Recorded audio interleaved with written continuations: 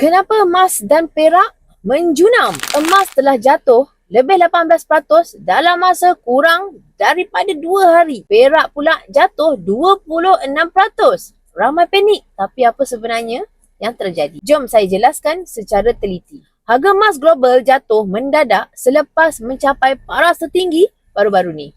Turun daripada sekitar USD 5,600 kepada di bawah USD 4,900 satu ounce, dan perak juga jatuh lebih 26% dalam tempoh yang singkat. Ini berlaku sebab pasaran ambil untung selepas harga naik terlalu tinggi dalam tempoh yang singkat, serta perubahan jangkaan dasar kadar faedah di Amerika Syarikat. Ada beberapa faktor penting di sebalik penurunan harga dua logam ni. Yang pertamanya, pelabur ambil untung selepas harga mencapai rekod tertinggi.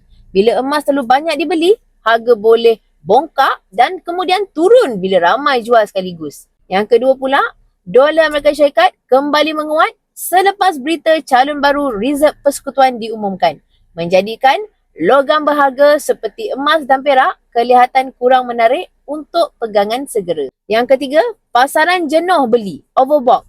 Ia adalah petunjuk teknikal yang menunjukkan emas berada pada tahap terlebih beli. Jadi pembetulan akhirnya berlaku. Turun naik macam ni bukan tanda sistem gagal. Ia adalah sebahagian daripada dinamik pasaran. Satu perkara yang penting, emas dan perak tetap aset bernilai. Sebab kita lihat dalam tempoh panjang, harga masih berada jauh lebih tinggi berbanding beberapa tahun lalu walaupun ada pembetulan. Jangan fikir harga turun ni bermaksud emas tak ada masa depan. Sebenarnya peluang strategik untuk masuk simpanan lebih bijak.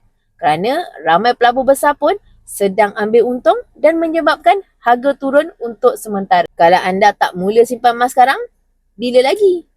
Harga turun ni bukan selalu berlaku. Dan bila pasaran stabil balik, harga boleh naik tinggi semula. DM saya emas ataupun klik bawah saya up untuk saya bantu bukakan akaun anda. Saya akan tunjukkan cara simpan secara konsisten, bukan ikut emosi, dan ini bukan tentang masuk harga paling rendah. Ini tentang mula lebih awal dan tak tunggu sampai orang lain beli lebih dulu. Emas, pasport kekayaan kita semua.